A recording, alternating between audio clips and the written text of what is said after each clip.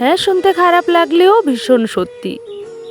নিজের অভিজ্ঞতা থেকে বলছি, আমি নিজের জীবন দিয়ে দেখেছি। অত্যন্ত নরম বেচারা ভালো মানুষ টাইপের দেখলেই মানুষ না লম্বা একটা বাঁশ নিয়ে অপেক্ষা করে। এছাড়া আপনার পোলাইটনেস বা হাম্বেল গোছের স্বভাবকে মানুষ দুর্বলতা ভেবে বসে, আপনার ঘাড়ের ওপর চাপতে চায়। কি অদ্ভুত একটা বিষয়! ভালো মানুষ দেখলেই মানুষের কেমন একটা পেছন লাগবো প্রবণতা দেখা যায়। শুধু তাই নয়, আপনার বিন্দু মাত্রই দাম থাকে না, লোকে আপনাকে সস্তা মনে করতে থাকে। তাই ভালো থাকতে কিছু অদ্ভুত দেখানো প্রয়োজন।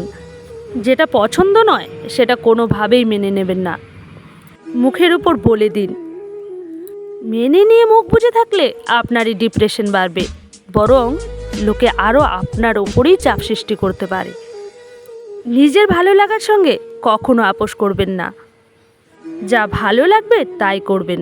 কেউ কিছু বলতে এলে মুখের উপর সপাটে জবাব দিতে শিখুন।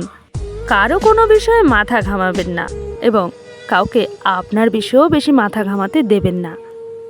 তার সঙ্গেই সুন্দর করে কথা বলুন যে আপনার সঙ্গে সুন্দর করে কথা বলবে।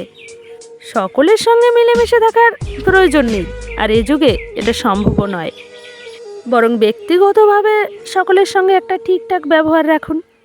নিজের সমস্ত মনের কথা সকলকে না বলে বিশ্বস্ত কাউকে বলুন, এতে পরে কথা শোনানোর সুযোগ পাবে না। সম্মান তাকেই করুন যে আপনাকে সম্মান দেয়, আর যারা আপনাকে একদম জল ভাত ভাবতে শুরু করেছে তাদেরকে মানুষের তালিকা থেকেই বাদ দিয়ে দিন। ভুলকে ভুল আর ঠিককে ঠিক বলতে শিখুন এবং চোখে আঙুল দিয়ে তা তুলে ধরুন, তাতে যতই সমস্যা আসুক না কেন। নিজের চাওয়া পাওয়ার ব্যাপারে মুখ খুলুন, সেটা স্যালারি হোক কিংবা আপনার পোশাক। জীবনে আপনার ভালো লাগাটা কারোর জন্যই বাদ দেবেন না। সব মিলিয়ে শান্তিতে থাকুন। যে বা যারা আপনার জীবনের শান্তি নষ্ট করবে তাদের জীবন থেকে জাস্ট ডিলিট করে দিন, দেখবেন ভালো থাকবেন।